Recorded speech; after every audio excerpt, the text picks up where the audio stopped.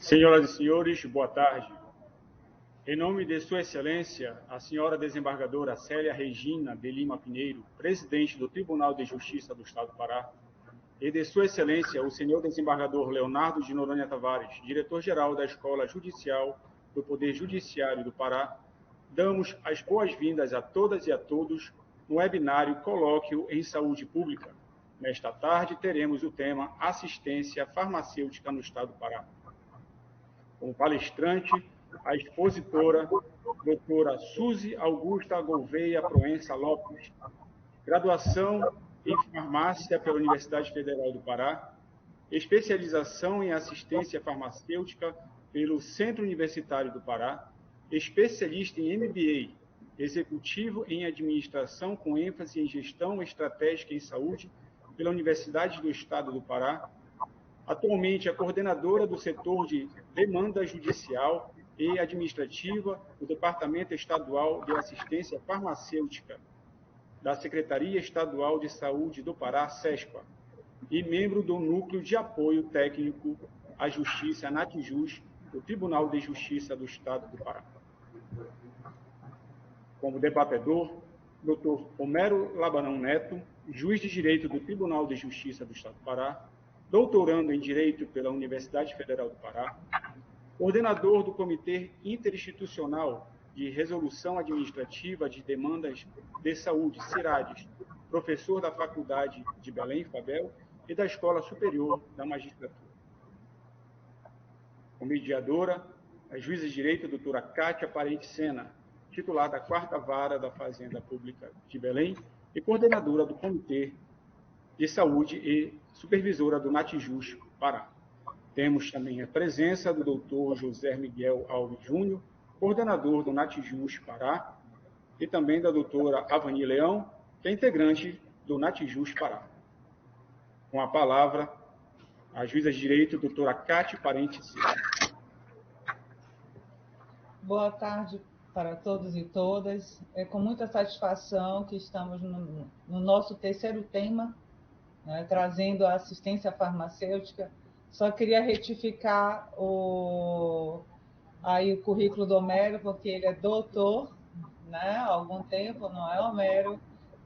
Foi o nosso coordenador do comitê e eu tive a honra de sucedê-lo e sei que fui sucedê-lo também por própria vontade dele, né? Ele, assim, nos indicou para essa missão importantíssima que é o Comitê de Saúde e tratar esse tema tão importante que é a saúde pública. Muito obrigada, doutora Suzy, por estar aqui e a todos da Secretaria de Saúde do Estado que vem colaborando com esses nossos eventos. Agradecer mais uma vez ao Homero, agradecer ao doutor José Miguel e a Avani, são membros do Norte NATJUS e que fizeram de tudo, junto com as demais equipes, para que este evento ocorra. Agradeço ao desembargador Leonardo, diretor da escola, pelo apoio de sempre, e a presidente desembargadora Célia, por estar apoiando todas as ações estratégicas do Comitê de Saúde. E ao cerimonial, muito obrigada também por todo esse esforço e por todo esse apoio. Meus caros, como disse, hoje nós chegamos a um tema não menos relevante do que o já tratamos. Já falamos sobre o contexto da saúde pública no Estado do Pará nesse momento, na atualidade. Semana passada nós falamos sobre a regulação de leitos, um tema relevantíssimo, e hoje a doutora Suzy está aqui conosco para falar sobre a assistência farmacêutica e seus desafios na judiação de saúde no Estado do Pará. Então, sem maiores delongas, passo a palavra à doutora Suzy. Muito obrigada. Boa tarde a todos. Gostaria de agradecer pelo convite à doutora Kátia, ao doutor José Miguel, né? Grande honra também dividir esta mesa com o doutor Homero Lamarão. E vamos conversar nesta tarde sobre assistência farmacêutica e seus desafios na judiciação no Estado do Pará. Nós sabemos, né, que a saúde é um direito de todos e dever do Estado. Então, nesta primícia, ele abre um leque muito grande, né? Então, dentro da assistência farmacêutica não seria diferente. E o que acontece?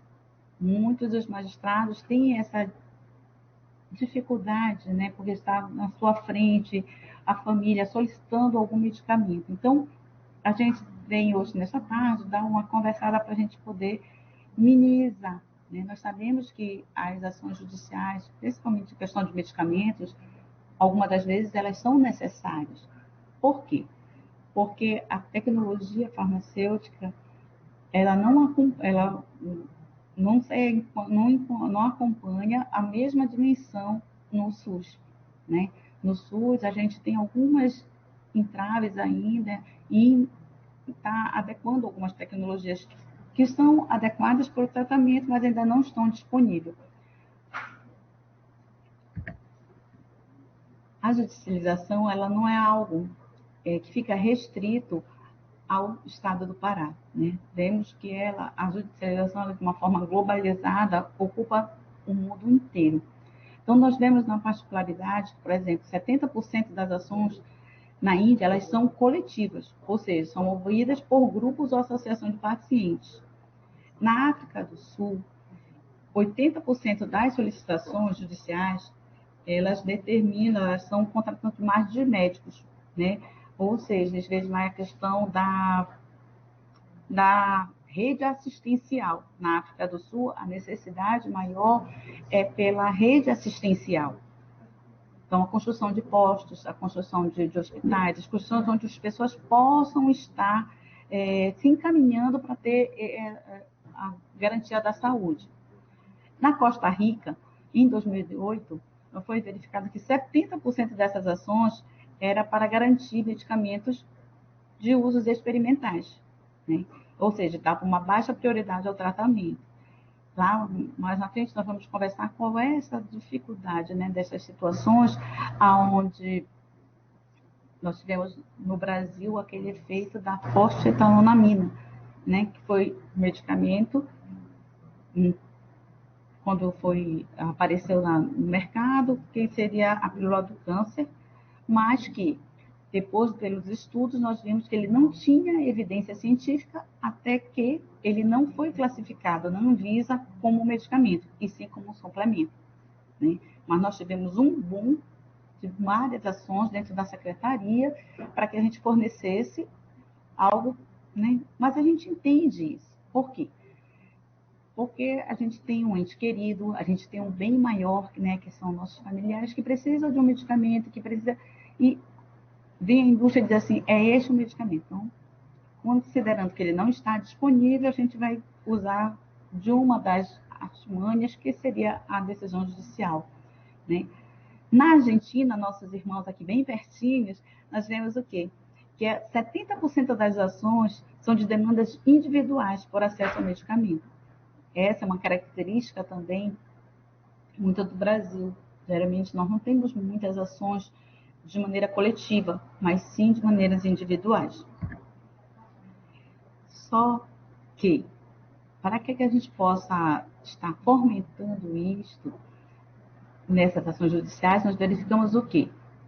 Os custos, né? O custo, considerando que a saúde ela é finita. Nós temos um custo reduzido para o número de programas que nós temos. E quando a gente tem que atender uma demanda judicial, eu vou deslocar recursos de uma parcela da população que já é assistida, né, que a gente já tem os programas que a gente chama ordinários dentro da secretaria, para atender uma decisão individual. Considerando que a gente tem prazos, nós temos a necessidade, nós temos a família do paciente que está cobrando, então, e os custos, se a gente puder observar, desde 2010, ela só vai, a cada dia que passa, dentro da reserva do possível, mas está cada dia mais elevado.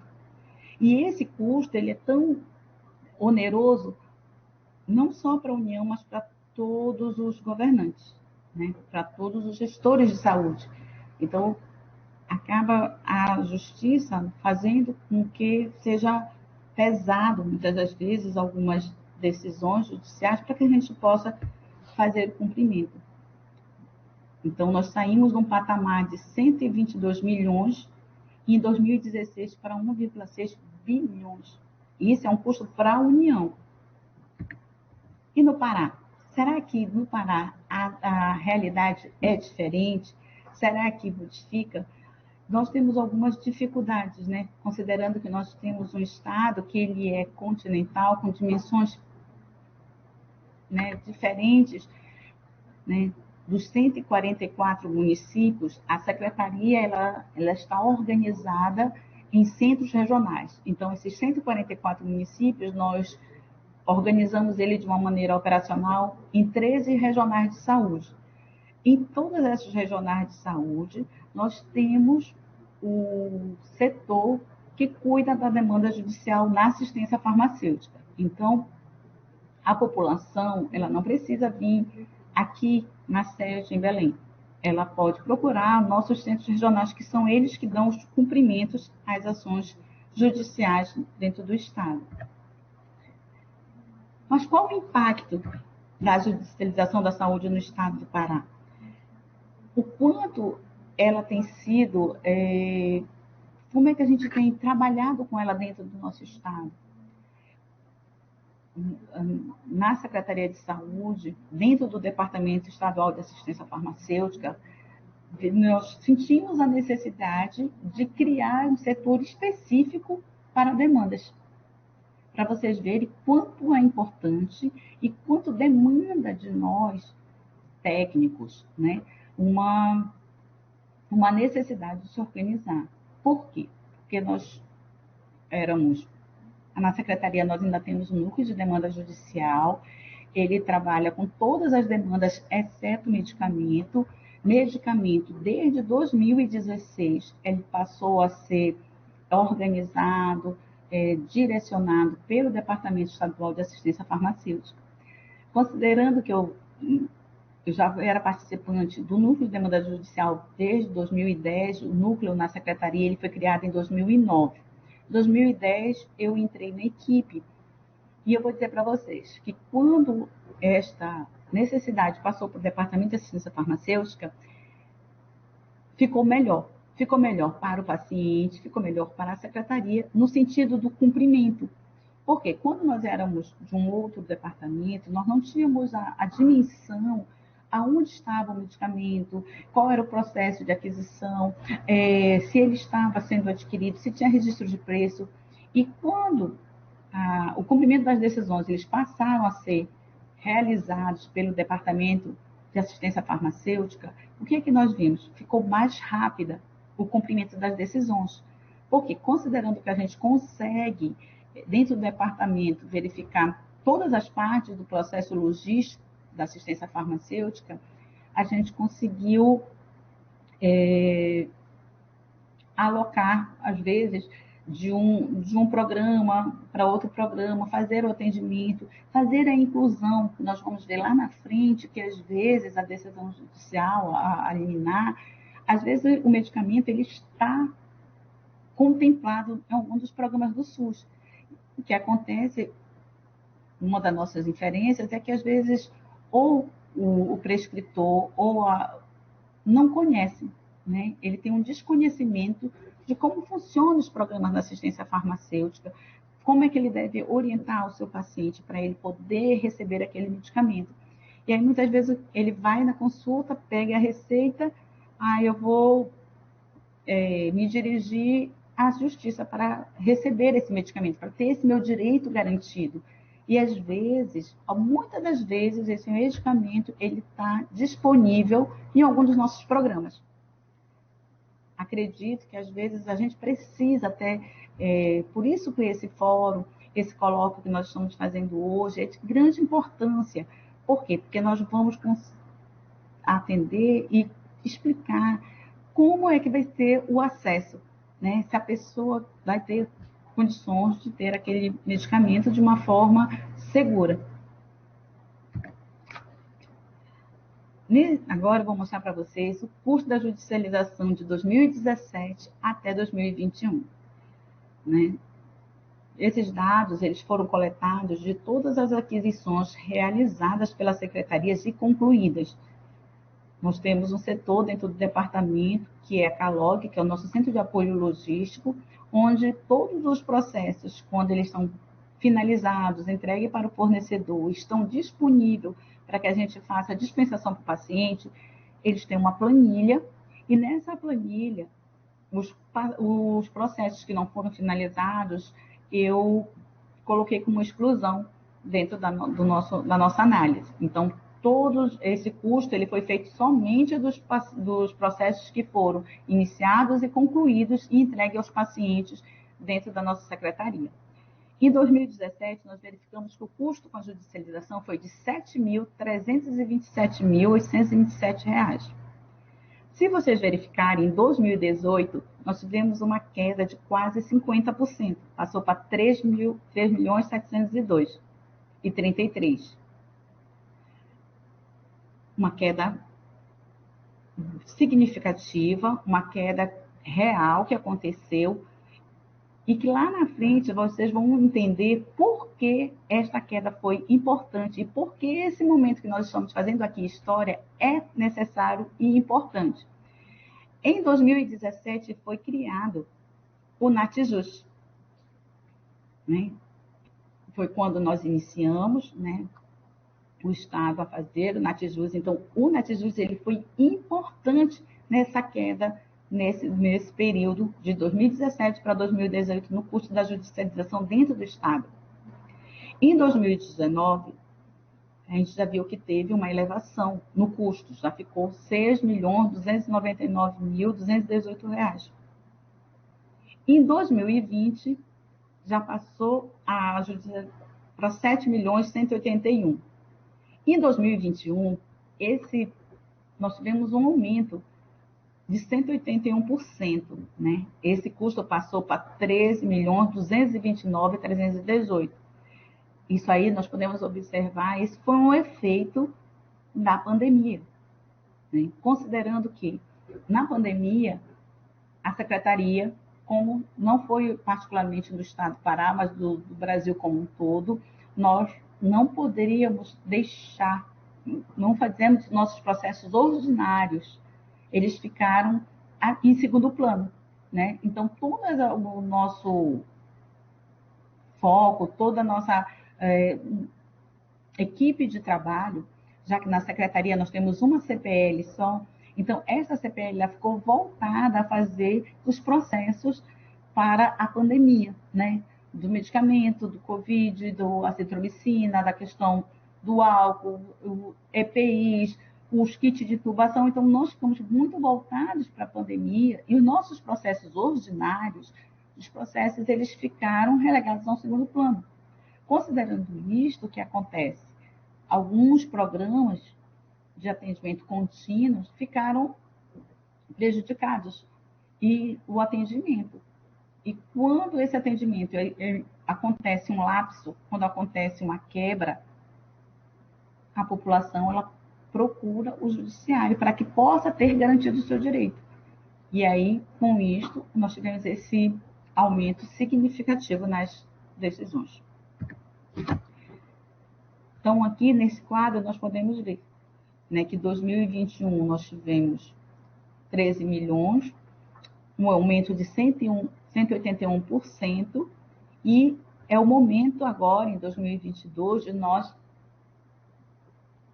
tomarmos de novo as rédeas, né? Precisamos organizar, precisamos sentar e verificar de que maneira nós podemos minimizar as ações liminares, né? Como é que nós vamos poder voltar a se organizar de uma maneira que as decisões realmente, quando forem necessárias, né, sejam cumpridas pela secretaria. A assistência farmacêutica, como um todo, ela é dividida, as suas competências, pela portaria, dividir as suas competências. Quais são as competências do município, qual é a competência do Estado e qual é a competência da União. Em 2021, esse aumento também é significativo, ele está em decorrência de quê? Do medicamento Nusinercena, para a AME tipo 2. O que acontece com a AME tipo 2 no nosso estado ou no nosso Brasil? AME tipo 2, o Ministério da Saúde, ele incorporou o medicamento, porém, para AME tipo 1. Para AME tipo 2, eles já fizeram a verificação que é necessário, que tem que ser utilizado, porém, a gente ainda está nos entraves burocráticos para poder fazer a liberação dele no SIGTAP.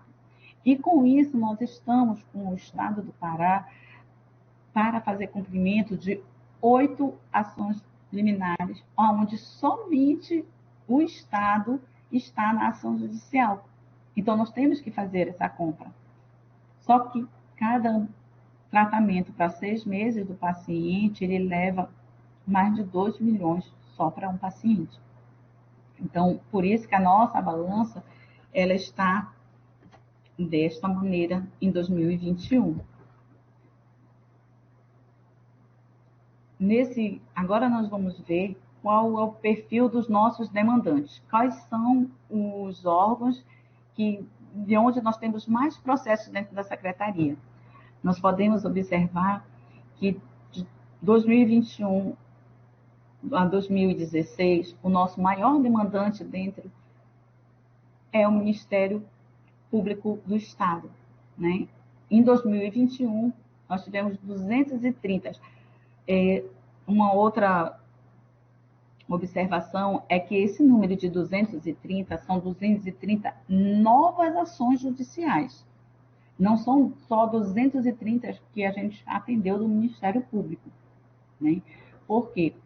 Eu sempre brinco com a minha equipe e digo assim, quando a gente tem uma ação judicial, é um filho que a gente ganha para a vida toda, né?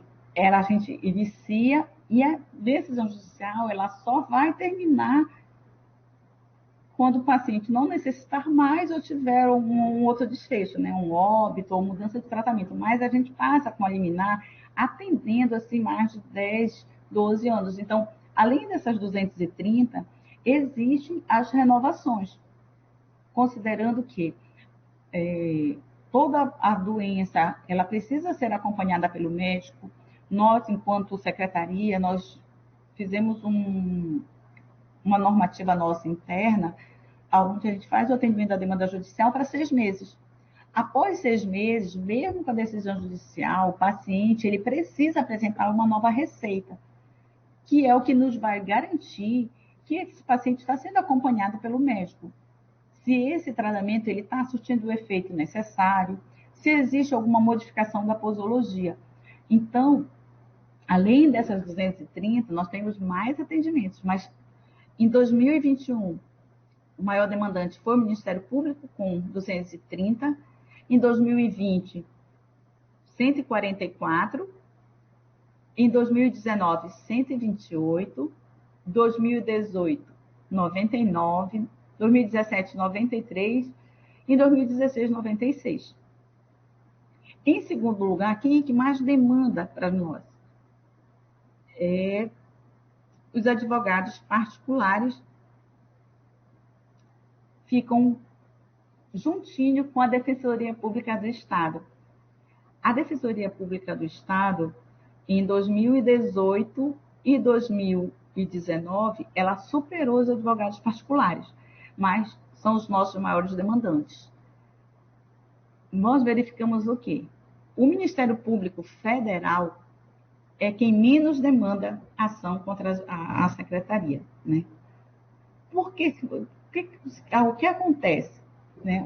A gente, dentro na nossa análise que nós fazemos, a gente acredita que porque na esfera federal, o usuário, ele tem mais dificuldade em encontrar do que o Ministério Público. Então, no Ministério Público, eles têm uma maior acessibilidade. Então, por ser fácil eles encontrarem o Ministério Público, né, que tem em todas as comarcas, né, em vários municípios nós temos. Então, isso é que faz com que o Ministério Público seja um dos maiores demandantes. Não só ele, mas a gente acredita que esse é um fato.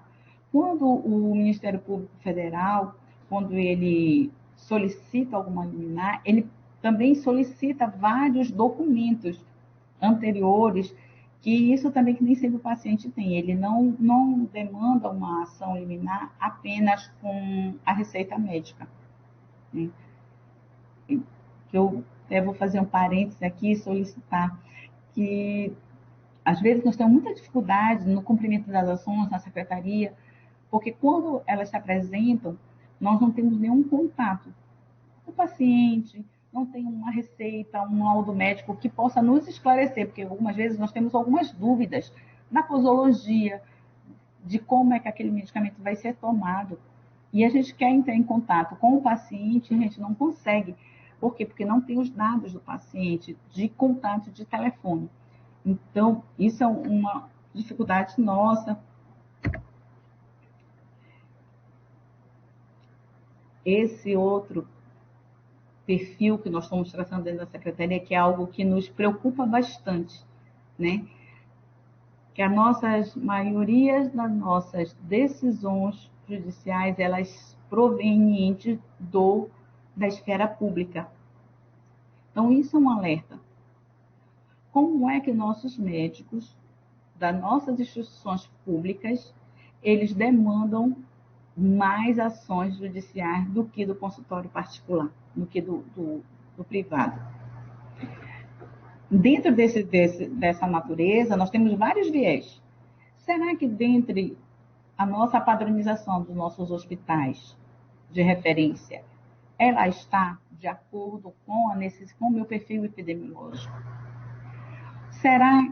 Por quê? Porque nós sabemos que os hospitais, eles são responsáveis de padronizar o que é necessário para aquela população que ele atende, né? Nós temos nossos hospitais, eles são divididos por categorias, né? Nós temos o oncológico, nós temos o cardiológico, nós temos o hospital geral. Então, que cada um pode fazer a sua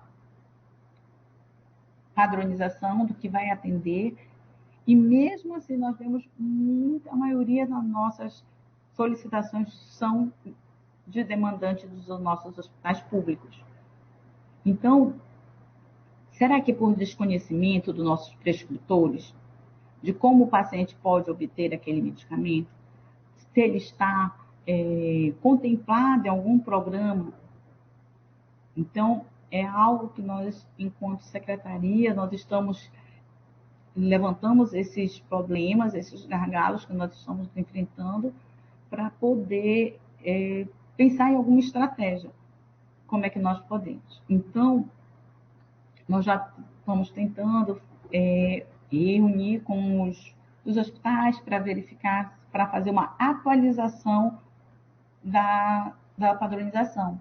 Assim como também, né, mais na frente nós vamos ver que nós temos a RENAME, que é a Relação Nacional de Medicamentos, e a gente tem uma REMEPA no estado do Pará, a qual também está desatualizada. Então, nós precisamos rever esses instrumentos. Para quê? Para que seja também que a gente consiga, através desses documentos, a gente diminuir essa questão da desigualdade, né? Da desigualdade porque nós sabemos que existem alguns medicamentos que eles são necessários, eles não estão no elenco, mas eles são necessários. E quando nem todo mundo tem acesso à judicialização, né? Nós temos uma margem de pessoas que precisam daquele medicamento, mas, porém, como eles não foram na justiça, eles não conseguem receber aquele medicamento. Então, a gente precisa ter esses indicadores na secretaria para que a gente possa intervir e mais pessoas poderem ter acesso. Isso aconteceu lá, a gente pode lembrar, quando iniciou a judicialização com o coquetel da AIDS, né? Se não tivesse iniciado a solicitação judicial, será que ela hoje estaria disponível, como ela está nos setores, para todo mundo de fácil acesso? Quantos medicamentos do componente especializado, a bonzetana? Nós tivemos muitas ações de bonzetana. Hoje a bonzetana já faz parte do componente especializado. Então, isso é algo que a gente vai abrindo um alerta para o gestor fazer uma análise de o que é que estão mais pedindo, né? nosso grande carro-chefe na secretaria, a fibrose pulmonar idiopática, o nintedanib e a perfenidona. Nós temos um leque muito grande de ações de liminares solicitantes do medicamento. O medicamento, eles já até foram levados para a Conitec, né, para fazer uma solicitação de avaliação, mas nós, no Conitec, ainda não deu positivo. Nós já reunimos no departamento, estamos fazendo um levantamento juntamente com todas as outras secretarias e estamos com o projeto de apresentarmos novamente para a Conitec a nossa avaliação, já que a primeira solicitação ela foi feita pelo laboratório do medicamento. Então, agora nós estamos fazendo um movimento para que as secretarias, os gestores apresentem essa solicitação, essa demanda, porque isso não é um caso isolado nosso aqui no Estado, mas de todas as outras secretarias que nós já entramos em contato e estamos fazendo os levantamentos para fazer essa apresentação. Todos esses dados que eu apresentei para vocês deste ano, eles corroboram nesse relatório analítico da Justiça e Pesquisa. Quando eu estava me preparando, né, eu estou fazendo mestrado, eu faço nessa área da judicialização e um dos meus estudos, encontrei esse artigo que fala sobre o estado do Pará. E grande alegria, né, dividir a fala com o doutor Romero Lamarão, que é o nosso representante. Se eu verificar, os meus dados apresentados não diferem dos seus em 2017, né? Assim como a maior parte das ações da vara do magistrado, na sua época, medicamento constante na RENAME. Até hoje a gente verifica isso. Então, o que é que a gente faz? Porque o Estado acaba sendo penalizado, vamos dizer assim, e a gente acaba tendo que arcar duas vezes, duplamente, com a entrega do medicamento. Por quê? Porque a gente já faz o repasse fundo a fundo e a pessoa entra com uma demanda judicial e considerando, né, que o município não atendeu, o Estado tem que fazer o cumprimento. Então, muitas das vezes, é um perfil que a gente ainda não conseguiu modificar. Geralmente, a gente, dentro do departamento, o que é que nós fazemos? A gente solicita para o FEST para perguntar se o repasse está sendo feito de maneira correta. Os repasses foram todos feitos, então a gente entra em contato com o município, olha, município, os repasses estão em dia, por que essa pessoa não está recebendo o AS? Por que a pessoa não está recebendo a losartana? Entendeu? Então, apesar de 2017 a 2022, nós verificamos que o problema persiste, a gente continua com essa dificuldade, né? Nós temos medicamentos de alto custo, por exemplo, o Lucentes. O Lucentes, graças a Deus, agora ele foi padronizado. Ele foi aprovado na Conitec, nós estamos com PDCT para degeneração macular idiopática, então ele já vai estar disponível. Mas é um outro problema. Ele não vai estar disponível enquanto medicamento. Ele vai estar disponível como procedimento. Todos os medicamentos, quando ele é pactuado na Conitec, que ele vai ser disponibilizado, existe uma pactuação para ver de quem é a responsabilidade por aquele medicamento.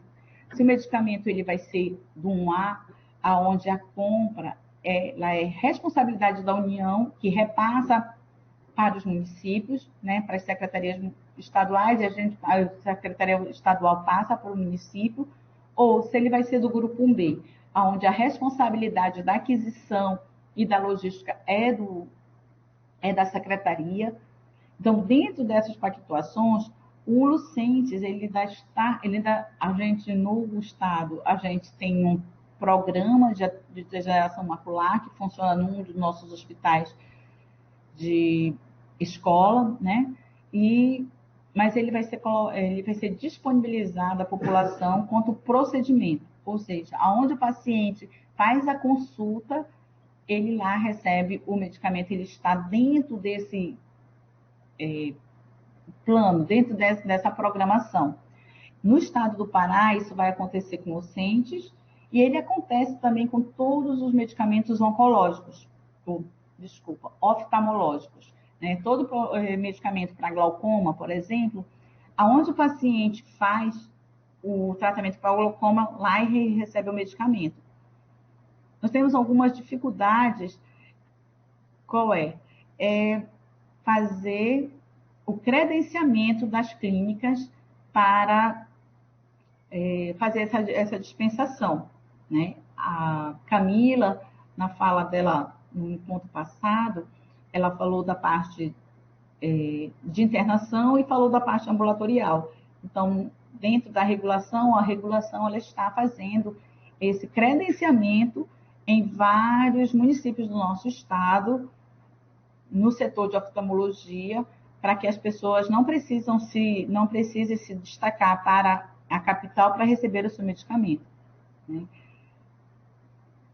A Agnes, na época, era a nossa diretora do departamento, e ela já tinha feito essa inferência que 60% das ações são propostas pelo Ministério Público Estadual, a partir de pedidos de médicos, dos profissionais do próprio SUS.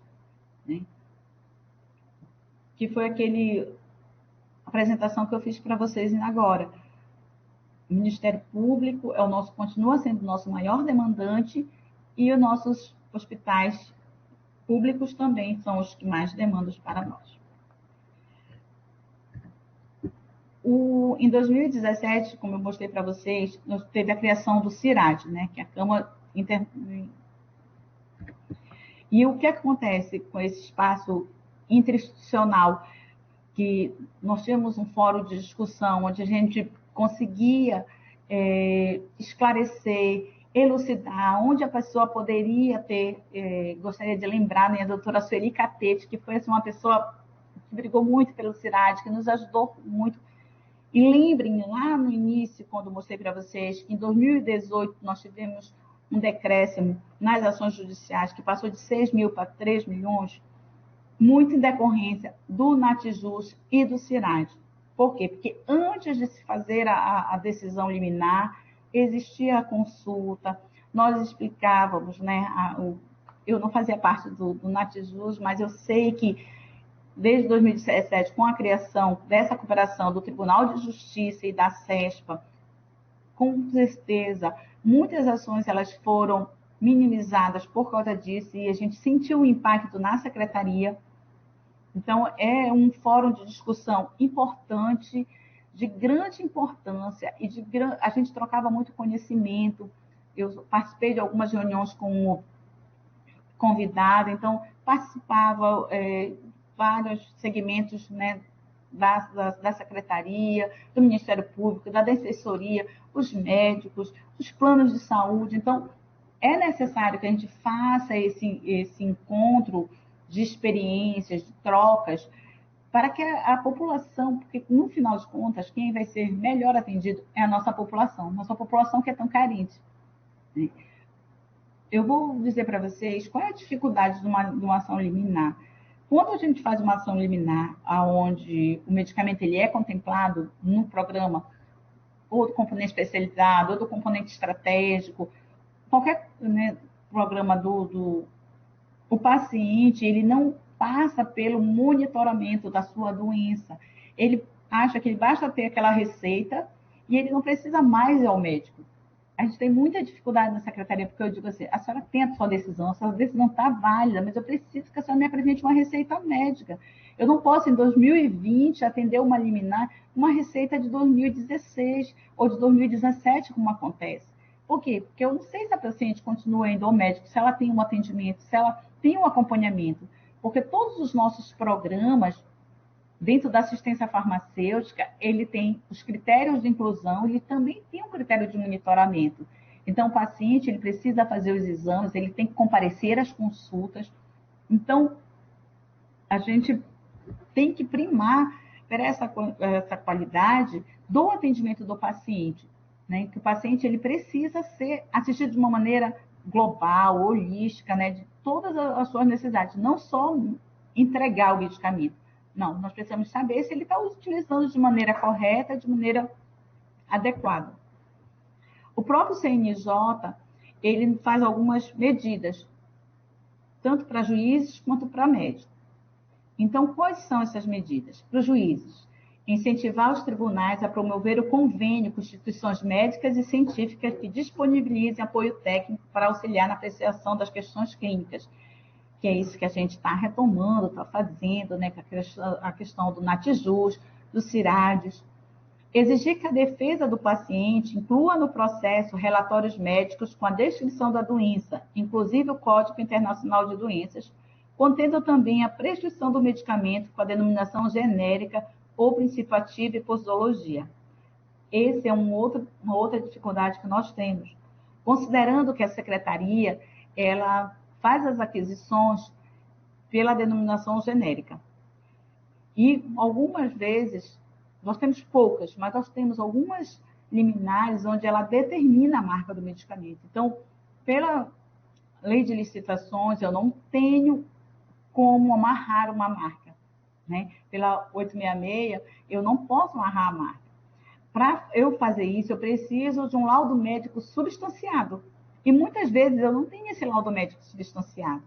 Mas quando chega na hora de fazer a aquisição, na hora da paciente fazer a sua solicitação à secretaria, nós passamos por essa dificuldade.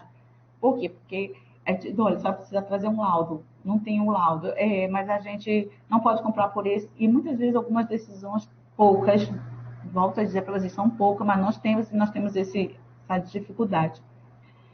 Evitar autorizar o fornecimento de medicamento ainda não registrado pela Anvisa ou em fase experimental. Nós temos hoje cannabis, né? Cannabis, nós temos grande dificuldade. Por quê? O cannabis, nós já temos no Brasil o da Pratidona Dulce, que tem registro na Anvisa. A secretaria até está se organizando, fazendo uma ata de registro de preço para fazer a aquisição desta droga. Porém, nós temos muitas ações judiciais para o medicamento que é importado. Medicamento importado, considerando que ele não tem registro na Anvisa, se uma aquisição for uma demanda judicial, porque eu vou comprar individualmente, então, se eu vou comprar individualmente, a quantidade do medicamento é uma quantidade menor do que para uma população. Então, já é difícil. Imaginem comprar 2 frascos de purodiol, trazer, né, para poder importar esse medicamento, trazer, fazer o desembaraço aduaneiro para a secretaria, é difícil, né? A Anvisa, ela já fez algumas medidas que resolveram para minimizar essa dificuldade da importação, mas isso para a pessoa física. Para a pessoa jurídica, nós temos essas dificuldades. Ouvir os gestores antes da apreciação de medidas de urgência, né? Isso aí, nós precisamos, com o NATJUS e com o CIRADES, a gente consegue fazer essa estratégia de uma maneira mais efetiva. Procurar incorporar o direito sanitário em programa de formação ou aperfeiçoamento de magistrado. Essa é uma cadeira que deveria ter na nossa academia, né? Tanto para a área do direito quanto para a área da saúde, né? É algo que é novo, muitas vezes a gente tem alguma dificuldade em ter essa disciplina, mas sempre nós temos algumas estratégias, né? E dentro dessas estratégias, a Fiocruz, essa semana, lançou esse curso de especialização em direito sanitário. Tem 20 vagas, a única dificuldade é que o curso é presencial, mas olha, no Rio de Janeiro, né? Então, vale a pena, né? Quem quiser fazer a inscrição ainda está aberta até dia 25 de abril. Mas é algo interessante. Promover visitas aos conselhos municipais e estaduais de saúde, assim como a unidade básica de saúde e centro de assistência, como forma de conhecer a realidade do SUS. A secretaria ela está fomentando algumas ações, aonde a secretaria ela fica mais próximo do usuário.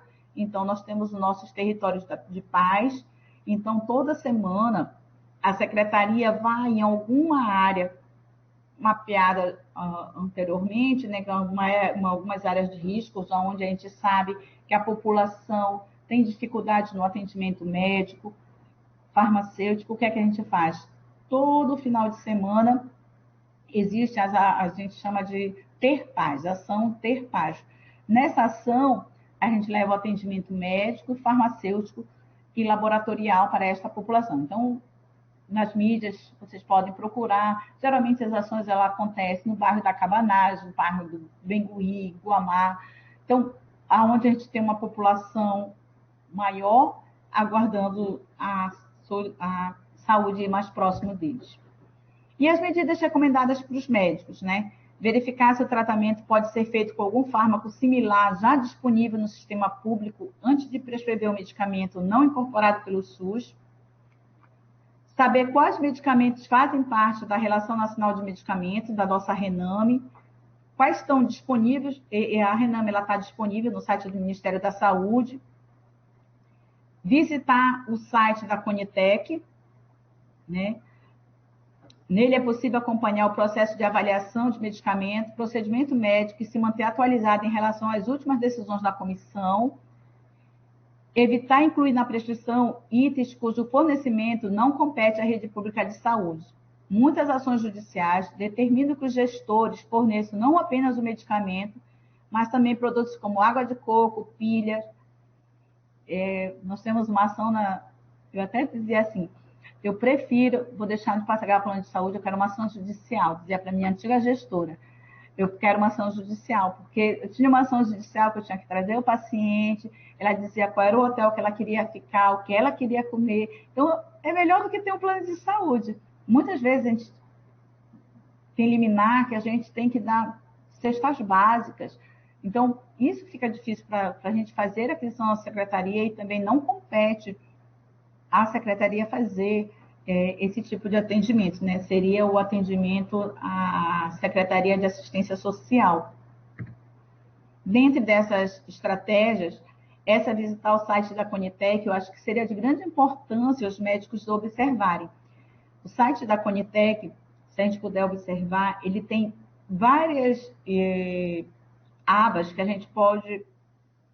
Aí vocês verificarem, a gente tem o direito à saúde, tem o protocolo clínico de diretrizes terapêuticas. Nesse protocolo, dá para verificar se o medicamento ele está contemplado, se ele está contemplado, qual é o CID, qual é a quantidade, qual é a prescrição.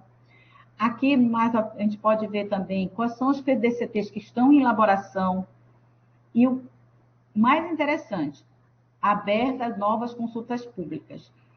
Nós precisamos criar em nós e em toda a área da saúde o interesse em participar das consultas públicas. A consulta pública é um medicamento que ele vai ser disponibilizado e aí todos nós, seja cidadãos, associações, clubes de mães, associações médicas, podem contribuir tecnicamente na avaliação, seja ela favorável ou desfavorável para aquele medicamento. Porque hoje a gente ouve bem falar e algo que a gente precisa é fazer a medicina baseada em evidências. Né? Porque na hora que a gente começa a ter um olhar mais crítico, um olhar mais atencioso para essa medicina baseada em evidências, a gente não vai ficar apenas levando em consideração o que os laboratórios apresentam para a gente, né? Bula, né? A gente sabe que a gente tem muitas visitas assim, que muitas vezes elas são comerciais. A gente precisa ter um olhar técnico, principalmente na questão do medicamento. Verificamos também que aqui nesse artigo, a importância que o Conselho Nacional de Justiça ele dá aos NATs. Né? O que é o NAT? Que são os núcleos internos estruturados pelo Tribunal de Justiça. Em São Paulo, quando essa consulta ela feita no NAT, a gente pode ver que ela diminuiu 7,13% das decisões no primeiro grau. Então, é algo que a gente precisa reativar, a gente precisa, porque é um instrumento que dá certo. A gente já viu que dá certo, a gente já comprovou com os números que a judicialização ela diminui quando os magistrados utilizam essa ferramenta, né? Novamente, eles voltam, a Luciana Freitas, a dizer a importância da especialização no direito à saúde. É algo novo, é algo que a gente precisa se apoderar desse conhecimento para que a gente possa estabelecer critérios. Muitas vezes a gente sente a falta dos critérios, né? Os critérios, eu sei que é difícil a gente ter um paciente, um familiar na nossa frente que nos solicita algo que muitas vezes a gente precisa dar naquele momento, aquela solução, aquela resposta. Então, é algo que a gente precisa se preparar na medicina qualitária clínica. Aqui, eu vou apresentar para vocês que esse é o nosso site da secretaria, onde os usuários, os médicos, vocês, juízes, quem pode participar, pode interagir com o nosso site, que aqui a gente tem os passos como poder fazer a aquisição dos medicamentos do SUS. Esse é o nosso site, www.saude.pa.gov.br.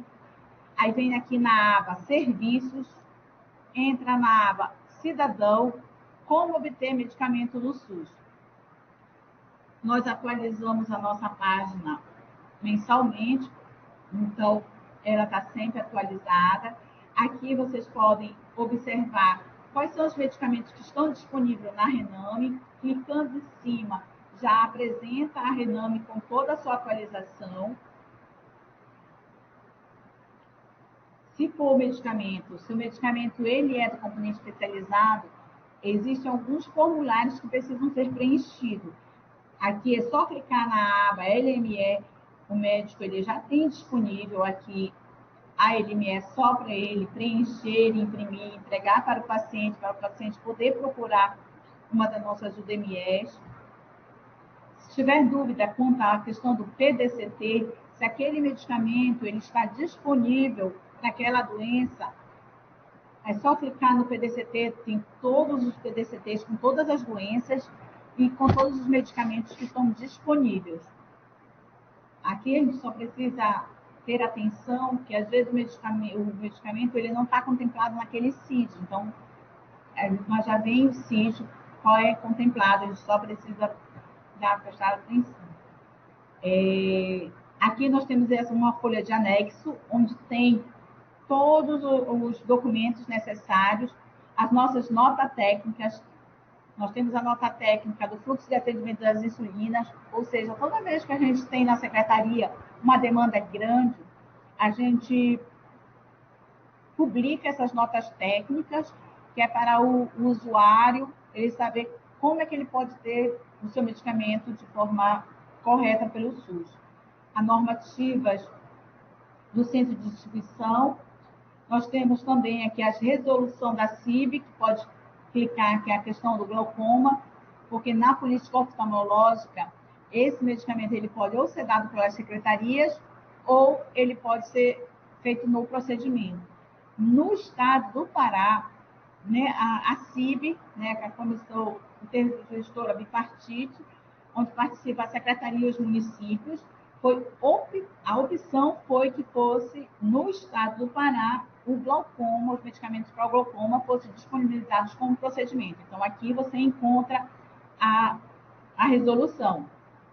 Nós temos como protocolo estadual DPOC e bexiga neurogênica. São os dois protocolos estaduais que nós temos vigente. Você pode clicar aqui também e verificar.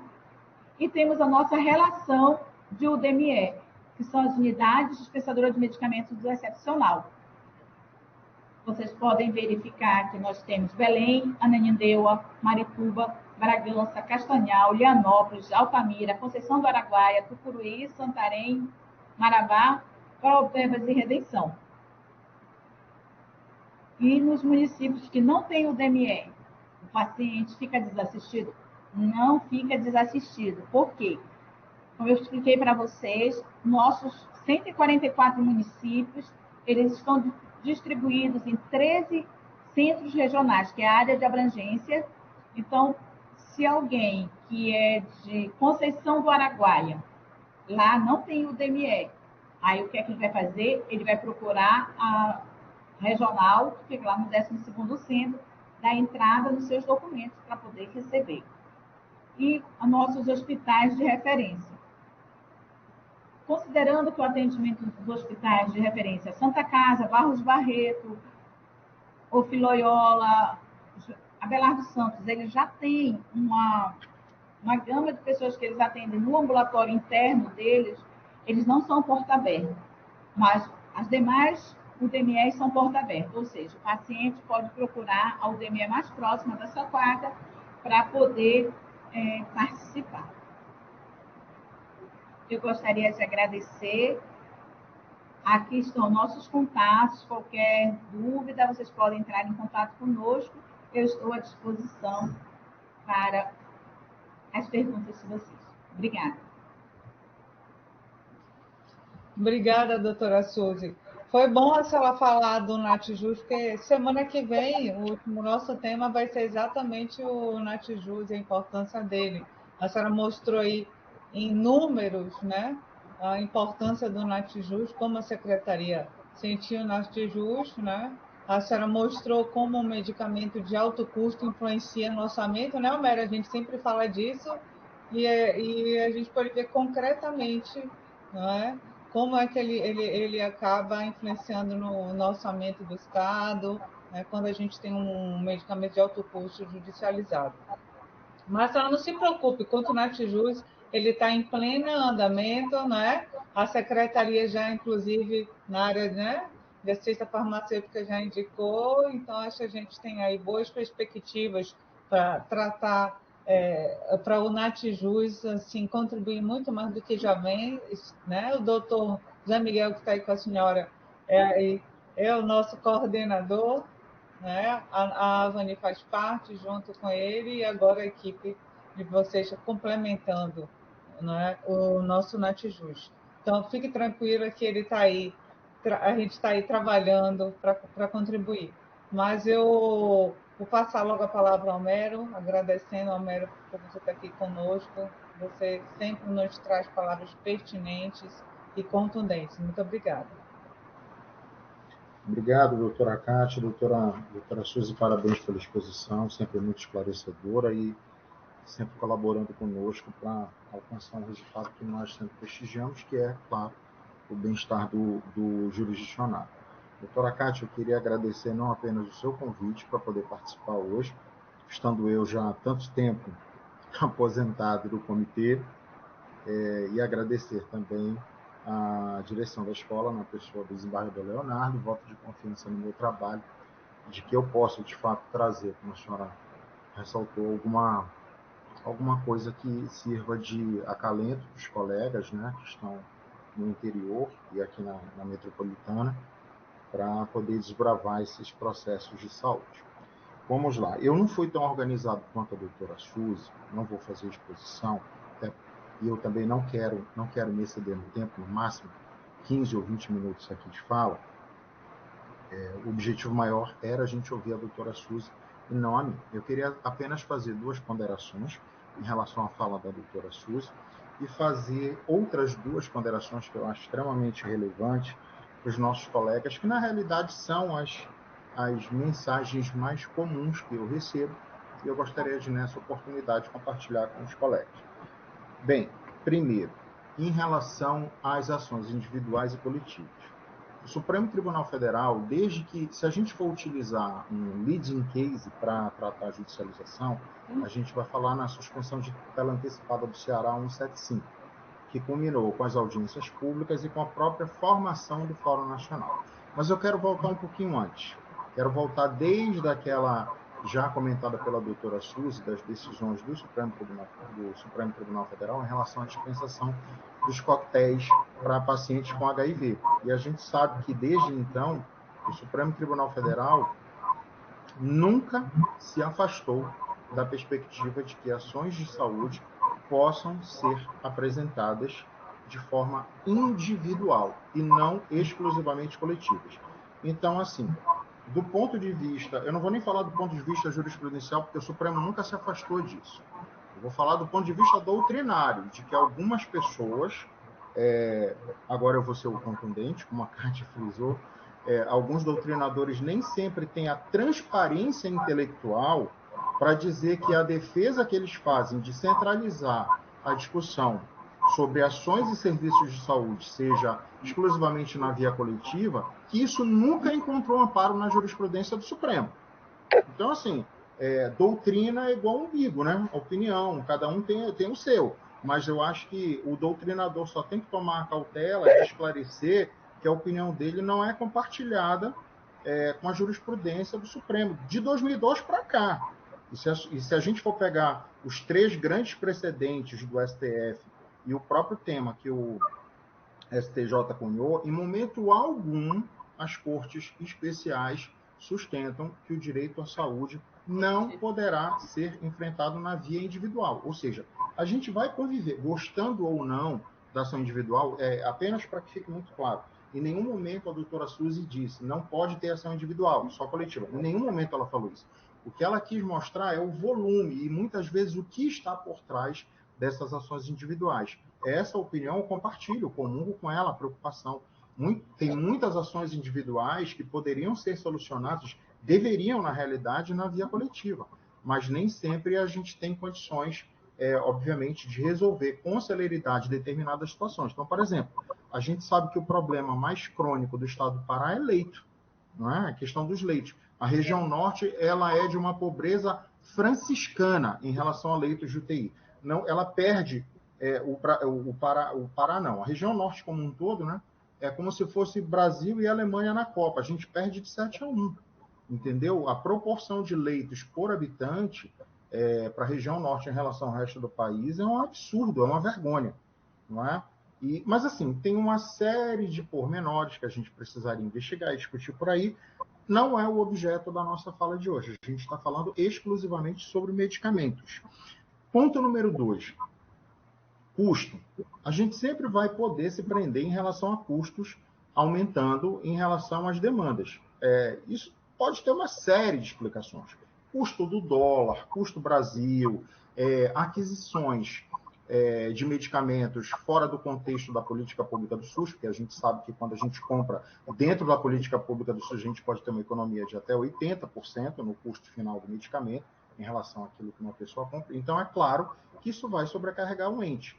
Por outro lado, o Estado do Pará ele não vem nos mostrando as suas demandas por ressarcimento interfederativo, que foram determinadas desde a fixação do tema 793. E aí eu vou dizer assim, doutora Suzy, com todo respeito, aí já é uma posição do governador. Se ele não orienta a PGE para buscar o ressarcimento interfederativo, é uma escolha política dele. E jamais o jurisdicionado poderá ser responsabilizado por isso, muito menos o Poder Judiciário. Até porque a escolha por critérios de solidariedade, ela não é feita pelo juiz. Isso é determinado pela Constituição Federal, dentro de alguns critérios, e sacramentado pelo Supremo Tribunal Federal quando fixou o tema 793. Ponto. E o precedente vinculante, ele se aplica tanto ao Poder Judiciário quanto à esfera administrativa. Então, o Estado do Pará ele também é obrigado a observar as nuances do tema 793. E, repito, não há qualquer estudo, eu não estou dizendo que não existe pedido de ressarcimento, estou dizendo que não há nenhum estudo, pelo menos dado publicidade pela PGE, no sentido de que o Estado vem correndo atrás do ressarcimento interfederativo por gastos que ele repute inadequados ou que assim foram fixados pelos magistrados nas suas decisões, quer decisões de cognição sumária, quer em decisões de cognição exauriente. E eu aqui reafirmo uma opinião que é muito particular minha, eu não estou aqui representando o Poder Judiciário, não tenho aqui autorização para falar em nome da presidente do tribunal, muito menos em nome do comitê do qual eu não faço mais parte.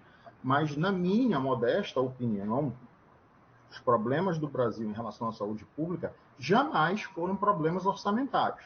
Eu acho que a Operação Lava Jato ela mostrou, escancarou para o Brasil que os problemas do Brasil não são problemas orçamentários, eles são problemas realmente de gestão de recursos e, lamentavelmente, muitas vezes até de desvio, de corrupção, né? Então, a nossa questão nunca foi orçamentária, né? Nós temos uma prova aí, doutora.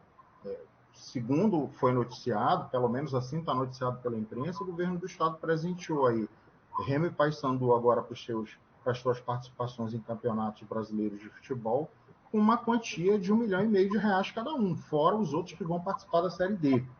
Então, assim, é a hora, eu acho que seria o caso da gente pensar o que seria melhor, ver o Paysandu e o Remo na Série B, não é? E o Castanhal e a Tona aí subindo da Série D para C, ou a gente aplicar esses recursos aí em outras áreas, até num momento muito difícil do país, em que nós vemos alterações na emenda à Constituição, tá?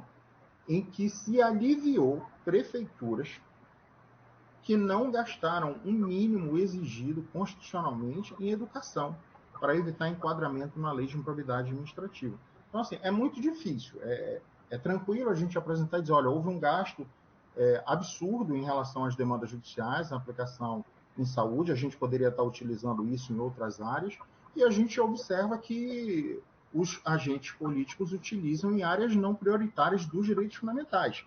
Enfim, é uma escolha política, e nós temos que arcar com isso. Feitas essas duas observações, eu queria aqui aproveitar o gancho que a doutora Suzy tocou em vários pontos importantes, e eu vou tentar aqui sintetizar esses pontos.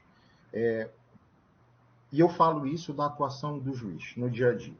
Eu não estou mais em vara de saúde, não tenho mais essa competência desde 2019, quando deixei a primeira vara da Fazenda de Marituba, a primeira vara civil empresarial de Marituba, mas, assim, ainda permaneço com alguns cursos, com algumas participações em atividades, e eu me sinto na obrigação de conversar com os colegas. Concordo em gênero, número e grau com a fala da doutora Suzy em relação à necessidade da gente explorar de uma forma adequada a RENAME. A Relação Nacional de Medicamentos Essenciais é uma coisa que não pode faltar no computador de qualquer magistrado, seja ele atuante em vara da fazenda, esteja ele atuando no plantão. Basta você baixar o seu PDF, colocar lá e apertar o Ctrl F. Apertando o Ctrl F, você vai colocar o nome do medicamento que está sendo postulado. Se você não encontrou, é a minha opinião particular aqui, eu mandaria emendar a inicial. O que está acontecendo? Por que não consta esse nome aqui na RENAME? É a primeira coisa que eu quero saber. Porque isso aí está fixado nos 3 temas, 6, 500 e 793 do Supremo Tribunal Federal.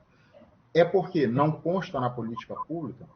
É porque, como a doutora Suzy falou, você está pedindo um medicamento econômico comercial? Eu vou contar em 30 segundos a historinha que eu conto nos cursos. Eu sou hipertenso. Até pouco tempo atrás tomava losartana, doutora. Infelizmente, descobri uma arritmia ano passado e tive que passar a tomar beta-bloqueador. Mas faz parte do jogo. Mas vamos à losartana. A losartana, eu não vou fazer aqui propaganda de nenhuma rede de farmácias, tá? Mas tem uma vermelhinha que vende mais barato. É aqui perto de casa. E eu vou lá, como eu sou cadastrado, eles dizem assim para mim, Homero, se você levar, sei lá, 2 caixas ou 3 caixas de 30 comprimidos, sai para ti a 4 e pouco pelo laboratório e tal. Tem um laboratório que o doutor Zé Miguel diz assim, doutor, prefira esse aqui. Né? Faça esse aqui que é melhorzinho e tal. E eu sempre vou na dica do doutor Zé Miguel. Então, eu compro lá com desconto esses 3. Ora, eu poderia, em vez de comprar a losartana potássica do laboratório M, eu poderia comprar o ARA 2, que me sairia, eu não sei mais, porque tem muito tempo que eu não compro ARA 2, mas me sairia por R$52. Ora, se a losartana eu vou comprar por 4 e o ARA 2 eu vou comprar por 52, e eles vão proporcionar o mesmo efeito no meu corpo, qual que eu vou comprar? O de 4 ou o de 52? Doutora Suzy, toda vez que a gente está em curso na escola judicial, a gente faz esse exercício com os juízes e os servidores. Qual é a resposta unânime? Todo mundo compra o de 4,50. Então, eu gostaria de saber por que o Estado é obrigado a dar o de 52 e não o de 4,50. Porque as pessoas têm que entender que na legislação do SUS, a relação custo-benefício é um dos critérios para aquisição de fármacos que vão integrar suas políticas públicas. Então, a gente tem que tomar muito cuidado com isso, porque Os juízes têm que parar de uma vez de enxergar o Estado como vilão. Parece que o Estado está negligenciando alguns serviços de ações de saúde. Na realidade, ele está utilizando uma faculdade prevista em lei, utilizando, obviamente, uma perspectiva de relação custo-benefício para fazer a aquisição de um determinado medicamento e colocar à disposição da população. Como paciente, como regra, eu não tenho o direito de escolher, como a doutora Suzy falou, a marca do medicamento que me vai ser fornecido. O que pode acontecer excepcionalmente é, através de um laudo circunstanciado, o médico do paciente dizer: infelizmente, o Homero não pode tomar mais losartana porque causa uma cefaleia. Eu nem sei se é efeito colateral, tá? Mas vamos fazer de conta que é.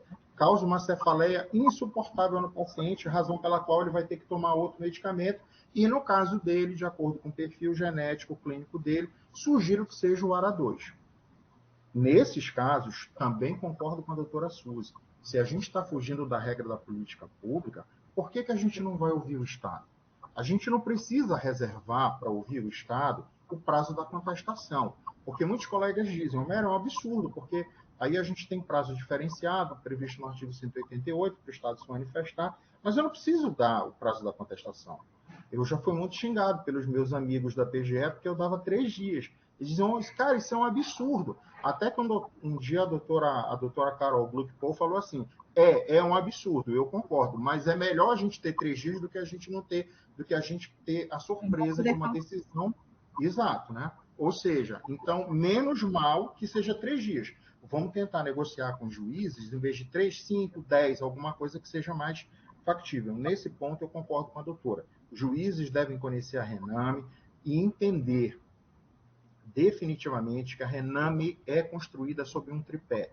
3 componentes: básico, estratégico e especializado. Não tem porquê, a priori, não tem porquê magistrado conceder antecipação de tutela para obrigar o Estado a dispensar medicamento componente básico se essa obrigação é de um município. Então, não precisa fazer muito esforço. A técnica do Ctrl F vai te apontar o nome do medicamento e lá atrás tem a descrição, né, doutora Suzy? O que é básico, o que é especializado. E mais, nós temos a cartilha Farmajus, que foi desenvolvida pela CESPA, deu um trabalho danado de fazer hiperlinks. Então, a gente deve utilizar essa ferramenta, que ela vai otimizar muito, muito mesmo. E segundo também a doutora Carolina Gluck-Paul, desde esse trabalho mais acurado da CESPA com Belém, com a marca de Belém, e da região metropolitana, a gente começou a observar a otimização de algumas ações de saúde. Eu acho que isso aí também é importante a gente frisar, tá? E lembrar mais uma coisa: a oncologia não vai estar na Rename, você não vai encontrar. Responsabilidade da oncologia é CACOM e UNACOM. Então, vamos tomar cuidado com isso. Separou a questão oncológica, a gente já sabe que não é Rename. Aí a gente já vai ter que pensar numa outra estratégia. Está com dúvida? Concordo com a doutora Suzy. Está com dúvida o magistrado? Faz a consulta ao NATJUS. A gente garante a entrega de uma nota técnica em até 72 horas. Diga-se de passagem, eu me lembro que na época que a gente fez esse prazo, o doutor Zé Miguel pulou da cadeira e disse: é demais exíguo. Eu disse: não é não, doutor. É o prazo da Lei da Ação Civil Pública para a gente ouvir o Estado dentro de uma tutela de urgência. Então, vamos deixar o mesmo prazo para ouvir o Estado, às 72 horas, a gente deixa para o NATJUS entregar para a gente, tá?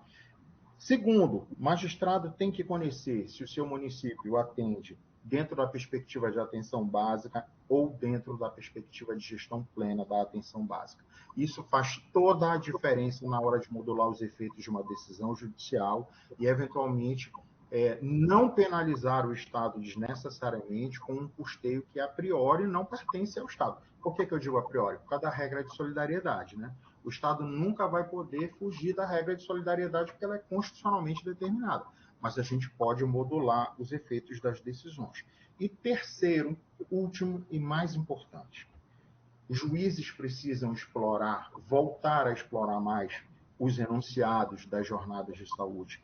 E, doutora Suzy, não só os juízes, eu acho que a PGE precisa ter um apego maior também com os enunciados. não apenas com os enunciados, mas os juízes precisam compreender e mergulhar de uma forma mais aprofundada em relação aos 3 grandes precedentes vinculantes que nós temos na área da saúde. O tema 6, o tema 500 e o tema 793, que respondem às 3 perguntas mais importantes que nós temos na judicialização da saúde. O que eu posso pedir? Tema 6. Em que circunstâncias eu posso pedir? O tema 500, por causa da Anvisa. E contra quem eu posso pedir, que é o tema 793. Se você conhece bem esses 3 precedentes, você resolve 90% dos seus problemas, você cometeria não é o verbo adequado, não é esse, você julgaria com mais afinco e com mais rapidez os seus processos, dificilmente você iria instruir um processo. Eu vou completar esse ano 22 anos como magistrado, doutora Suzy, eu nunca instruí uma ação de saúde. Todas foram julgadas com antecipação de mérito, todas, absolutamente todas, tá? E eu tive o prazer de deixar a Marituba vendo a PGE renunciando inúmeras vezes a prazo recursal. Por quê? Muitas vezes ela reconhecia que era uma questão de desabastecimento ou de alguma falha na regulação, algo do gênero, e outras ela reconhecia que a responsabilidade solidária tinha sido corretamente aplicada, com a modulação dos efeitos para o município, que era o responsável pela aquisição dos componentes básicos. Agora vamos falar de números, né? Porque os números sempre chocam a gente muito. Eu só vou pegar 2021 e 2022, por quê? Por que eu não vou trabalhar 2020? 2020 foi o ápice da pandemia. Então, assim, é um ano para a gente esquecer, né? E nem dá para a gente interpretar muito esses números, porque é tudo maquiado pela pandemia. A gente, como a doutora Suzy falou, a gente voltou as atenções para cuidar muito da questão da pandemia, né? E acaba que algumas demandas, judicializadas ou não, acabaram ficando represadas para a gente explorar em 2021. Então, vamos lá.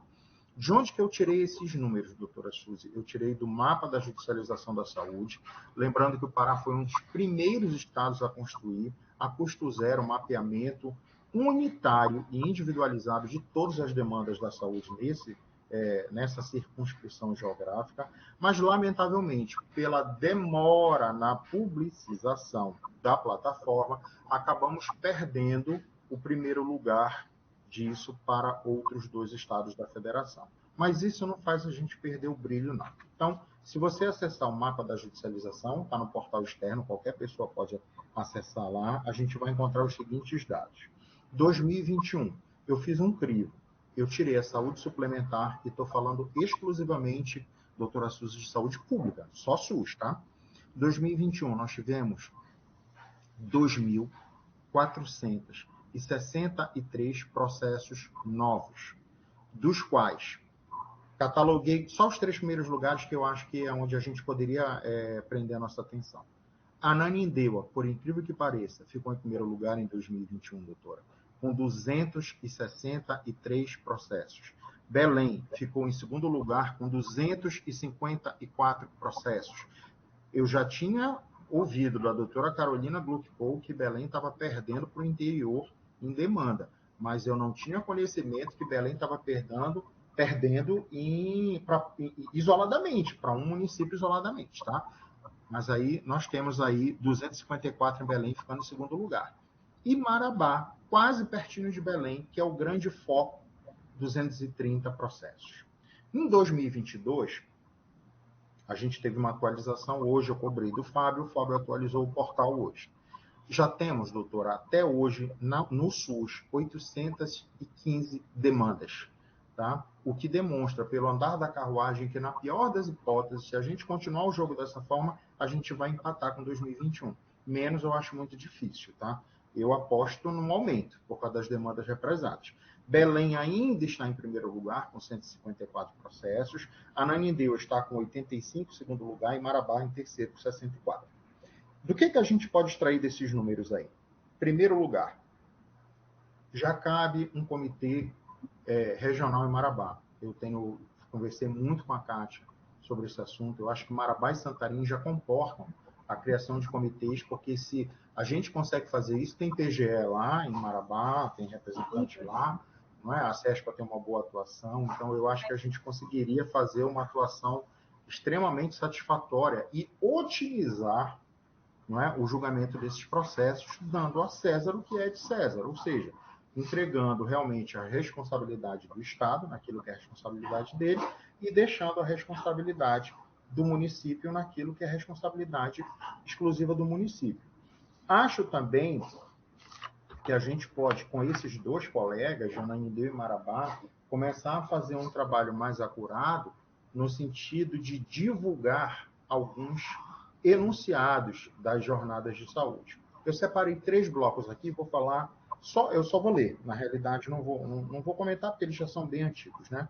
Em relação às regras de solidariedade e de competência, todos os 3 enunciados que eu separei estão absolutamente alinhados com o tema 793 do Supremo Tribunal Federal.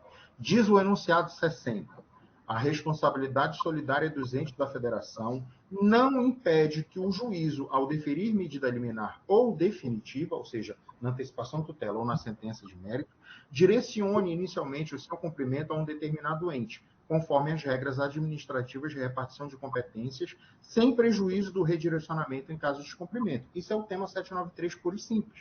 Ou seja, o que é que eu faço?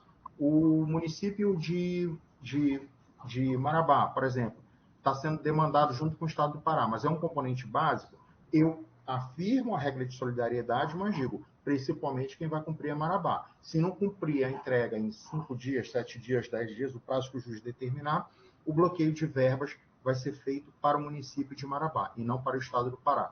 Com isso, a gente consegue até otimizar a gestão processual, porque o Estado não recorre nesses casos, tá? O Estado não recorre, ele não agrava das decisões nesse caso. E não é raro, inclusive, a gente conseguir renúncia a prazo recursal para o processo andar mais rápido aí. Segundo, tema, o enunciado 78, alvo da maior dor de cabeça que a gente teve aí na terceira jornada da saúde.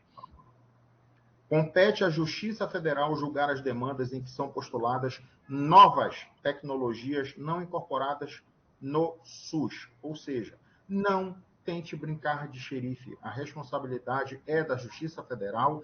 Durante algum tempo, os colegas quiseram, quando eu digo os colegas, eu estou falando dos juízes federais, tentaram ignorar o que foi votado, sacramentado e redito pelo Supremo Tribunal Federal inúmeras vezes. O Supremo já colocou isso inúmeras vezes. O Supremo já falou isso mais do que o Paysandu já foi campeão nesse estado, aqui no Campeonato Paraense. Então, a gente sabe que a competência é da Justiça Federal. O que se deve fazer? Mande emendar inicial. Se a União não está no polo passivo, mande emendar inicial. Não colocou? Julgue extinto o processo. Julgue extinto o processo e deixe que o colega, o defensor público da União, o colega procurador da República, se entender que é o caso, vai então demandar o Estado do Pará, mas junto com a União lá. E lá você pode ter certeza que o juiz federal vai assinalar as ordens de ressarcimento interfederativo. E, por fim, o enunciado 87. Nas decisões que determinem o fornecimento de medicamento ou serviço por mais de um ente da federação, deve-se buscar, em sendo possível, individualizar o ato que será de responsabilidade de cada ente. Então, por exemplo, se é um medicamento, eu não tenho como dizer o município vai entregar o comprimido e o Estado vai entregar a caixa e a bula. Eu não posso fazer isso. Mas eu posso já assegurar que, por exemplo, não tendo eu conhecimento, se é um componente básico, estratégico ou especializado, e aí eu vou não ouvir por alguma razão, eu acho que é incorreto. Mas eu acho que, eu concordo com a doutora, tinha que realmente, se eu não tenho conhecimento de como manusear a Rename, eu deveria aqui fazer o pedido de nota técnica para o NAT. 72 horas está na minha mesa e vai me permitir julgamento antecipado do mérito disso aí. Mas, enfim, faça a individualização. É muito mais rápido e é muito mais fácil. Sobre oncologia, embora eu acho que não é o tema da nossa manifestação de hoje, né? Mas a gente, só para lembrar que oncologia não está vinculado à situação da Rename, a gente tem aí o enunciado 7, dizendo, sem prejuízo dos casos urgentes, visando respeitar as competências do SUS definidas em lei, recomenda-se nas demandas contra o poder público, nas quais se pleiteia a dispensação de medicamentos ou tratamentos para o câncer, caso atendidos por médicos particulares, que os juízes determinem a inclusão no cadastro, o acompanhamento e o tratamento de uma unidade do Centro de Assistência, CACOM ou UNACOM. Ou seja, se ele está sendo atendido fora do SUS, porque a gente sabe que a porta de entrada tem que ser respeitada, né? Então, como é que você vai pegar um medicamento solicitado por um médico particular e simplesmente é como se a gente estivesse furando a fila? É como se a gente tivesse, não, a gente estaria furando a fila, realmente, né? E não estaria aí respeitando a porta de entrada. E, finalmente, uma fala também da doutora Suzy sobre a medicina baseada em evidências científicas é a regra geral. Qual é a regra geral? Eu concedo como regra geral aquilo que já está garantido em políticas públicas do Sistema Único de Saúde. Qual é a exceção? Se me for apresentado um laudo circunstanciado que me diga ele não pode tomar esse medicamento e deve tomar esse, aí eu lhe digo, ainda assim, também concordando com a doutora Suzy, eu daria a oportunidade do contraditório substancial e ouviria previamente o Estado em 72 horas. O médico está pedindo isso, está dizendo que no caso do paciente a losartana não é adequada. Nós temos 2 enunciados que tratam disso, o 58 e o 59. Diz o 58, quando houver prescrição de medicamento, produto, órtese, prótese ou procedimento que não conste em lista, seja Rename ou Renases, ou nos protocolos ou os demais protocolos do SUS, recomenda-se a notificação judicial do médico prescritor para que preste esclarecimentos sobre a pertinência e a necessidade da prescrição, bem como, essa é a mais legal de todas, eu vou dizer para vocês por quê, bem como para afirmar declaração de eventual conflito de interesse. Eu nunca vi, todas as vezes que eu notifiquei médico em processo, eu nunca vi um médico dizendo, doutor Homero, eu não tenho conflito de interesse com esse laboratório, não estou ganhando nada para recomendar esse medicamento, e quero lhe dizer que eu não recomendo losartana potássica porque ela dá câncer. Eu quero que ele tome o ARA-2. Eu nunca vi, em todos esses anos atuando na judicialização, nunca vi um médico fazer isso. Se a gente se apegasse mais a isso, a gente ia espremer muita coisa. E o enunciado 59, por fim. As demandas por procedimentos, medicamentos, próteses, órteses e materiais especiais fora das listas oficiais devem estar fundadas na medicina baseada em evidências científicas. Lembrem de uma coisa, o que está incorporado nas políticas públicas do SUS presume já angariada a cientificidade daquele fármaco, daquela tecnologia. O que se pede para fora das políticas públicas do SUS é ônus do autor, não é ônus do demandado. É ônus do autor provar, em sede de cognição sumária, a evidência científica do medicamento postulado. Ou seja, não é o Estado do Pará, não é o município de Belém, não é a União Federal que tem que provar que a losartana potássica não produzem efeitos. Esses efeitos são reconhecidos a partir do momento que elas são incorporadas dentro da Relação Nacional de Medicamentos Essenciais. É você que está pedindo um outro fármaco não incorporado na Rename que tem um ônus de provar que a losartana não pode ser utilizada. Eu estou usando só a losartana, mas eu poderia estar falando aqui de 1 bilhão de outros medicamentos caros, né, doutora? Não, a gente está usando o mais barato porque fica mais fácil de trabalhar com ele. Ou seja, a gente tem que sair um pouco da zona de conforto, e quando eu digo a gente sair um pouco da zona de conforto, é os magistrados, porque assim, a doutora falou, o MP é campeão em relação a demandas. O Ministério Público só está dando vazão naquilo que é pleiteado. E se o Ministério Público não atender, quem vai ter que atender é a Defensoria Pública. Ou seja, a ação vai continuar aparecendo no Judiciário. O que a gente precisa é, no Judiciário, criar filtros, criar checklists para observar. Número 1, o que a gente pode conceder sem oitiva da parte contrária. E, em segundo, o que seria extremamente recomendável a gente ouvir o poder público antes de conceder a antecipação dos efeitos de uma determinada tutela. Lembrando, por fim, de uma coisa. Diz o artigo 20 da Lei de Introdução às Normas do Direito Brasileiro.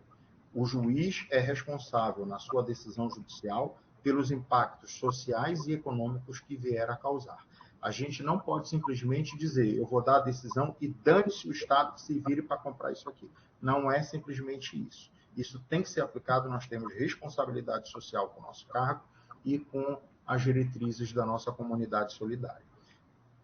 Kátia, saúde tem um bocado para falar. E é como eu digo, saúde é cachaça, né? Vicia. Eu vi, você estava, né? Você disse 10 minutos, 15 minutos, mas não dá, porque realmente é cachaça, É cachaça, vicia, né? é a vida real, né? São as pessoas, né? Claro, Mas, claro. Romero, dentro, só para te tranquilizar aí no tema que você falou, o comitê, o nosso, porque você vai ser sempre parte, está sempre com a gente, tá, já dentro da nossa estratégia está aí em Santarém e Marabá, é o projeto de ter um comitê regional para tratar de suas coisas de PSI, né? De conversar, exatamente porque com aí o mapa da saúde, que eu acho fantástico também, depois a gente você estuda ele, que você analisa ele, inclusive realizamos uma semana, né, de jornada de conciliação, agradeço muito a desembargadora Adriana no PEMEC, né, foi uma experiência, um dia nós fizemos um dia só, agora já fizemos uma semana, né, junto com o Estado do Pará, e aí para a gente evoluir, extraindo disso exatamente, vendo que Marabá, o juiz de Ananideu, conversar com ele, né, o que estava acontecendo, vimos que Capanema tinha também, então assim, é muito importante essas ferramentas, né? Então acho que a gente precisa efetivamente regionalizar essas questões. E como você falou, Homero, às vezes a gente fala isso, né? Alguns colegas estranham, assim, da gente. Olha, quem tem que provar o ônus é o autor. Eu sei que tratar saúde é delicado, é um tema, né, que sempre nos toca, porque poderia ser seu pai, sua mãe, seu irmão, você doente, não é? Mas nós temos que pensar toda nessa conjuntura, analisar tudo isso, porque há um sistema criado para uma finalidade. Né? E nós temos as ferramentas para poder trabalhar, poder conceder uma liminar, se for o caso, de uma forma que a gente não invalide todo esse sistema, não invada de uma esse sistema, né? Não traumatize, porque, como você falou, a linha está bem clara, né? A gente precisa observar os impactos.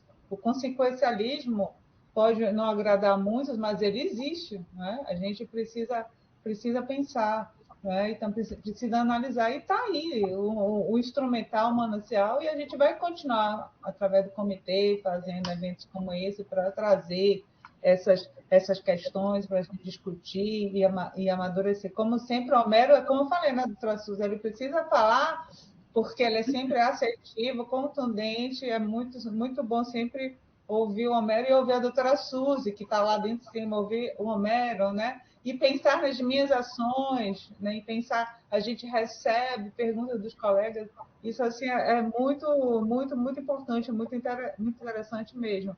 Doutora, não sei se a senhora quer fazer alguma contraposição ao Homero, mas teve aqui, eu quero agradecer aos que estão aqui se manifestando, agradecendo pelo evento, né, elogiando, né? O Benedito está colocando que lá na cidade dele, né, a questão de medicamento também aí é igual a questão de leitos, né? Tem uma conhecida dele que demorou para receber, né?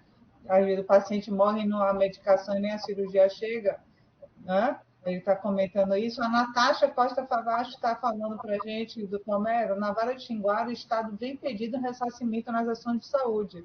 Olha só que interessante, né?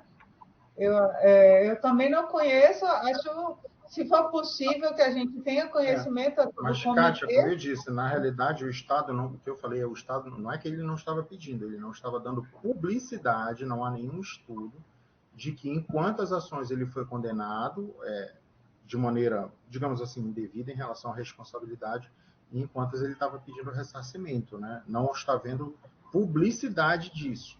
Tá? Na secretaria, nós já fizemos 3 processos solicitando ressarcimento do Orcambi, né, para fibrose cística, mas até agora não obtivemos nenhum retorno, né? Fizemos Contra a União, né, doutora? contra a União. Não, eu acho que a Natasha está falando lá das questões do município. Do município, nós na secretaria ainda temos que iniciar a gente não tem esse feito. levantamento, né? No departamento não. Eu acho também seria importante até para né, o Comitê de Saúde, a gente saber, tem um membro da secretaria no comitê, é importante, porque o Homero colocou também uma questão muito importante, doutora Suzy, quem está nos ouvindo essa luta diária, né, com a Justiça Federal, né, Romero? A gente, não é? Essa conscientização que nós magistrados temos que saber de qual componente é do Estado, qual componente é do município, de quem a gente tem que botar lá na decisão, que é, né? E em algum momento que parece difícil, um colega, né, fala assim, nossa, mas isso não é vedar o acesso à justiça? Na hora que você julga improcedente uma ação, você extingue a ação porque a união não está no processo e a parte não ingressa. Não, eu estou, na verdade, dando o devido andamento ao processo, né? O devido ente é aquele que deve participar. Ele tem que participar, né, Almério? Ele deve, não é uma escolha. O Supremo já disse, tem que estar lá no processo. Tem que É isso estar. que eu falo, por exemplo, essa dinocina, quando eu geralmente faço meus despachos, eu sugiro que seja solicitado o ingresso da União, porque eu tenho contato, nós ligamos para lá, ela diz para mim assim, olha, a ação é só contra o Estado, a União está citada, mas olha, no Cinecena é obrigação da União, mas se não tiver na União, eles não mandam, mesmo sendo obrigatoriedade deles, entendeu? Então, para a gente que está no dia a dia, é muito difícil. Porque o Estado está arcando sozinho com uma demanda que não é dele e que leva uma parcela muito grande do nosso orçamento, muito grande. Tanto que, a último depósito, nós pedimos para entrar em contato com o juiz para a gente parcelar, porque a gente não tinha o dinheiro todo para depositar do Carlos. Entendeu? É difícil. Muito bem. Aí o Benedito está colocando que adorou as colocações do Homero, né? Falando da socialização dessas informações, né? A Rejane está dizendo aqui que é uma tarde de grande aprendizado, parabéns, né? E a Natasha realmente complementou que realmente o ressarcimento aí foi do Estado, foi da questão do município. Doutora Suza, não sei se você quer complementar alguma coisa para a gente poder terminar aqui a nossa tarde agradável, falando de um assunto mais relevante possível, que a gente vai voltar. Isso aqui foi a primeira vez que nós falamos sobre, né, nesse formato. Né? Já falamos entre nós, né, Homero, do Sistema Justiça, Sim. conversando aqui com a própria secretaria, com quem faz a coisa acontecer, quem recebe as demandas. A gente espera contar com a senhora em outros eventos também. Quero agradecer e dizer que a secretaria está sempre aberta para os eventos, para podermos caminharmos e dar um SUS realmente efetivo para toda a nossa população, para que não seja só alguns que tenham ação judicial, que tenham acesso ao medicamento, mas para que toda a nossa população viva de uma maneira melhor. Obrigada. De nada. Obrigada, Homero. Se você quiser falar. Não, Kátia, apenas te agradecer a oportunidade da gente poder trocar algumas ideias. A gente tem que lembrar sempre que, a despeito do que a gente ainda argumenta, o Pará ainda carrega muitas ações, a maioria delas, em relação a medicamentos, de políticas públicas inadimplidas aqui dentro do Pará. Ou seja, a gente não está falando de inovação de política pública. O que o jurisdicionado que está usando a ação judicial está pedindo, na realidade, é que se cumpra aquilo que a lei já determinou, na sua grande maioria. A gente tem exceções, mas a gente não pode realmente fechar os olhos para isso. E quanto mais cedo a gente conseguir enxergar e destravar o diálogo nesse sentido, eu acho que mais a gente vai conseguir otimizar os julgamentos aqui dentro do nosso Estado. Obrigado mais uma vez pela tua confiança. Perfeito, é isso mesmo, esse diálogo, porque aquilo que tem que ser de justiça é justiça, né? Como a senhora falou, doutora Suzy, a saúde pública, né? Nós, cidadãos, temos o direito, se é direito nosso, a gente tem que obter, mas acho que o diálogo melhorando, a gente conversando, a gente pode ser que esse destravar, como disse o Homero aí, essas políticas não adimplidas aí, e que faz o cidadão ir em busca ao judiciário.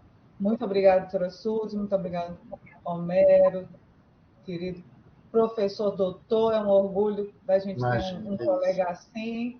A todos que estiveram aqui conosco, agradeço mais uma vez, espero vocês para a gente falar do Natjus. Vamos conhecer o Natjus, como usar o sistema, é importantíssimo, é um aliado que vocês para quem nunca usou nas suas ações, é um aliado de grande monta. Vocês vão ver. Muito obrigada, uma boa tarde e um excelente feriado para todos e todas. Obrigado, Cátia.